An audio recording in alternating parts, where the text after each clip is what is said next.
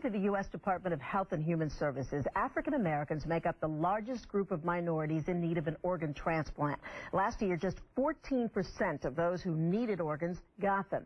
Joining us this afternoon to underline the importance of organ donations and to share with us how their lives were changed forever, Judge F. Michael Giles, a board member for the New Jersey Organ and Tissue Sharing Network, Dr. Dorian Wilson, a transplant surgeon, and Denise Peoples, a transplant recipient. Thank you guys for being with us this afternoon.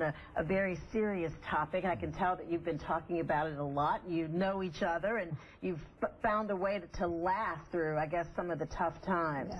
Yeah. Judge Giles, I'd like to start with you because this is a personal mission for you. Your son, Randall, yes, he was an organ donor. He was. And had made his wishes clear even before that. Tell us about it. Well, Randy and I went to a basketball game some years ago and were asked to volunteer as organ donors, and we did.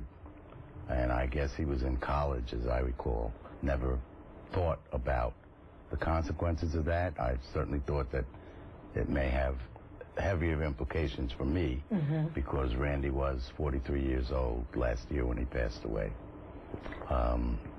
He was a physician. And he had made it clear that what you do, you filled back of the just card. Fill out a card, and they transfer the information at that time. That was the process. They transferred the information to the New Jersey Division of Motor Vehicles. Now, your son, why did he die? What was the cause of death? He had a brain hemorrhage.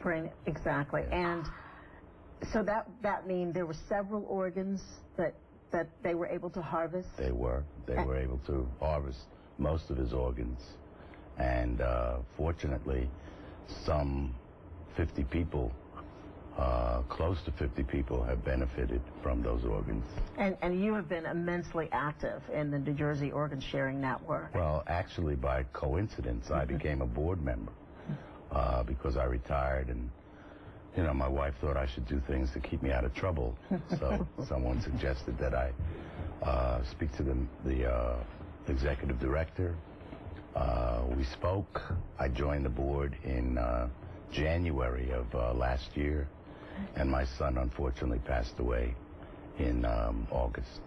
And Dr. Wilson, the judge highlights why it's so important for people to make their wishes known ahead of time. Right. Why do you find that it's difficult, especially in communities of color, for people to do that? And what difference would it make if more people did? Right. Well, the problem is that we, in the setting of cultural diversity, I'll say, we've had our suspicions of the medical community, the Tuskegee experiment and like incidents. And so with the ideas of racism and on the background of such egregious instances as that, people think that, well, if I can't even get good medical care and now somebody wants my organs and they're going to run to me, that raises suspicion. So that's been something that has been a problem. But to answer your other question about what difference it would make, and of course education would dispel those other myths. But the difference that it would make is we've known for many years in the setting of a transplantation that either organs that come from blacks or go into blacks, in particular, the survival is less and the yield is less. So we need to do more research, and the only way we're going to be able to do more research is to have more participation in the setting of culture or diversity. Denise, you received a lung transplant. Double lung transplant, 2006. Yes.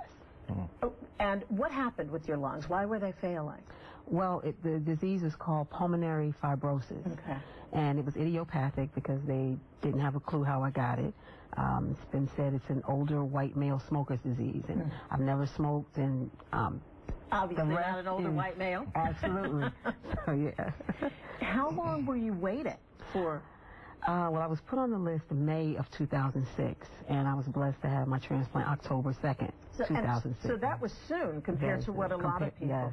Yes, yes. So you know firsthand what a difference getting that transplant and having that organ available makes for anyone, especially for you. Yes, it's a blessing. It is something I would never imagine would happen to me, even though I was an organ donor. I have it on my license. Always thought, oh, I'll be a donor, but never a recipient. And just to be able to wake up in intensive care and take a deep breath and know that I was finally again breathing on my own. Yeah. Do you feel like when you share your story with people that may have been reluctant before, that they start to get it, or do you get the sense that there's still that hesitation? Some people actually needed to hit closer to home. But overall, very receptive. And a lot of people are like, I'm going to do that, when they see me, because they're like, wow, really? You had a what? And it makes a big difference. And your health now? Yes, great. Getting ready to do the 5K. I go to gym every day, doing cycling. It's good. I'm breathing easy. I like it. That 5K is the New Jersey Organ Sharing Network's race. So you help raise awareness and funds, right? And that's coming up June 9th? June 9th. Sunday, June 9th, yes. And the New Jersey Organ Sharing Network, you're on the board, how important is it to, in terms of getting people educated in New Jersey and getting the word out there, especially to people of color? Well, it's a very important organization. It is the only one that I know of that's really doing this kind of work. Since I've been involved on the board, I'm very pleased with having that opportunity. And in line with one of the questions that you just asked Denise, I've been going out speaking to groups about organ donation. I find that it's refreshing to find that, in my experience, younger people, high school age people, are very interested in what we have to say. And don't have the hesitancy, you think, that when you can see that Dr. Wilson said the older people do? Not at all, Sandra. And do you think that's hearing that, Doctor, do you think that is a good sign that perhaps we can get that rate of organ donation up? Or do you think there are some things, legislatively that need to be done to help people along? Well, there have been measures that have been taken legislatively in terms of the way organ procurement organizations like the New Jersey Organ and Tissue Sharing Network approach this problem. But I think the other thing is that, of course, with mass media and cell phones and the internet now, it's a lot easier to get the word out. But the other thing that I like to do and make a particular comment about is talking about organ donation kind of forces us to focus on death, which no one likes to do. And I like to approach it from the other end and say, this is really about life. Organ donation is really just a way to extend life, after all. And if we took, and Denise's problem was different, there was no culpability on her behalf in terms of what she developed. But if we eat better, if we expose ourselves to less stress, exercise, sleep better, we could avoid some of those kidney transplants, which is the most frequent transplant that's done, if we did those things more often. And that's also one of the reasons people of African American descent tend to need more kidney transplants. Also, their heart issues, because we're talking about high blood pressure, and diabetes. Yes. And we can't seem to get those numbers down. Well, we could if we took a little bit better stock in being healthy and doing some of those other things. And that's the way I like to approach it. And then, if those fail, if you're making an honest effort, then we fall back to organ donation, which we should be involved in. For all of us. And there's the sense, I had this question, can you designate which organs you want to donate, or do you just say, I'm a donor and that's... Absolutely. We adhere and honor any wishes.